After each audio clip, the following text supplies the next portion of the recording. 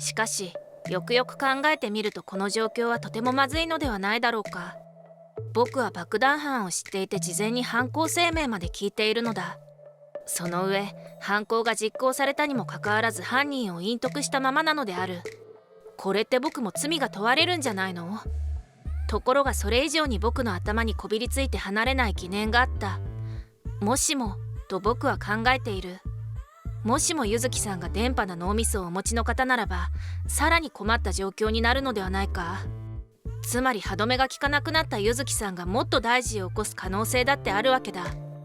あちこちで爆破騒ぎが起きたらどうしよう。なんか妙なこと考えてない？突然の声で我に返った。いや何も。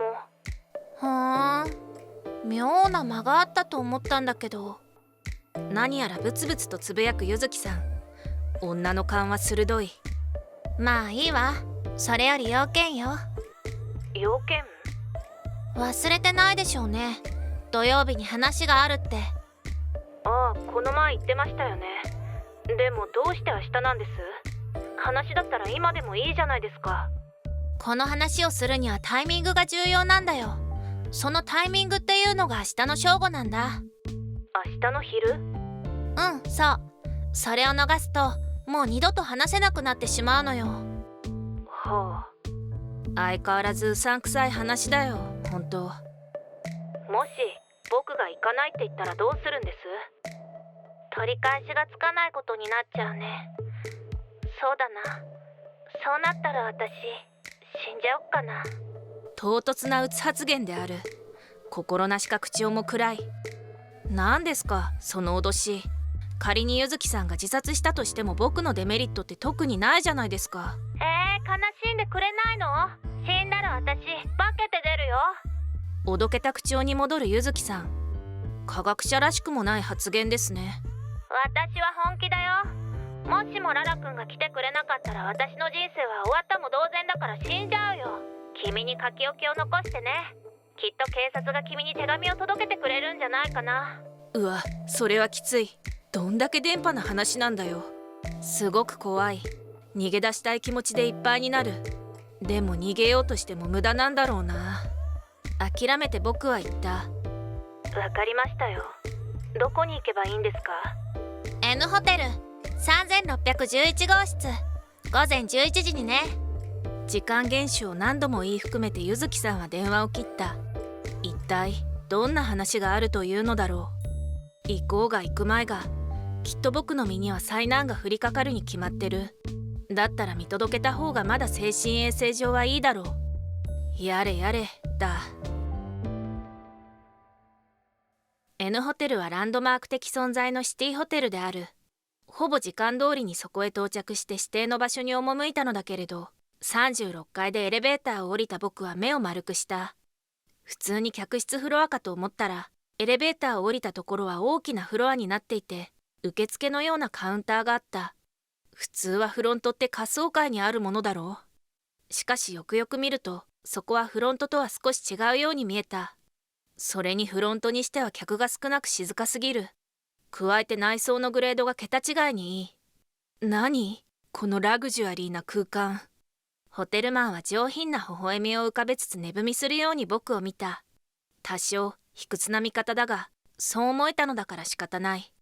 ご用件をお伺いします。男のくせに鈴が鳴ったような、これまた上品な声で聞かれた。3611号室に行きたいんですけど。緊張して声が上ずった。なぜ僕が恥をさらすような目に遭わなければならない。三瀬様ですね。承っております。ご案内いたしますのでこちらへどうぞ。王侯貴族の若執事といった雰囲気を醸し出しながら案内するホテルマン。それがどんな雰囲気かは勝手な妄想だけれども、彼はある客室に着くとドアをノックした。お客様をお連れしました。陰銀に部屋の主に声をかけると、中から「どうぞ!」の声。促されて僕は部屋に入った。ウォールナットとマホガニーで埋め尽くされた落ち着いた雰囲気のスイートルームだった。そして柚木さんはそこにいた。ホテルマンが一礼してドアを閉めて去っていく。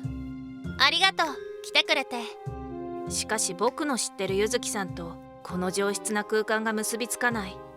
にもかかわらずそこにいるゆずきさんはいつも通りのゆずきさんだ。もう何度も同じことを言っているが、この人一体何者なんだ。なんてところに泊まってるんですか。思わず悪態をついた。だって一度は泊まってみたいじゃないの。エグゼクティブフロアだよ。ここ泊まるの大変なんだよ。まあそれなりに高そうですよね。金額もそうだけどさ、素性がはっきりしてる人じゃないと泊めてくれないんだよね。素性ね。僕が知る限りゆずきさんの素性って思いっきり怪しいんだけど。そうとあっさり認める彼女。だってこの時代の人間じゃないんだからさ、素性なんか示せないんだよ。ああ、例の未来人設定はまだ一期なんだな。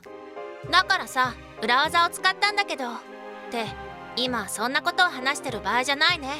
時間ないし。例によって僕にはゆずきさんが話す内容の半分も理解できない。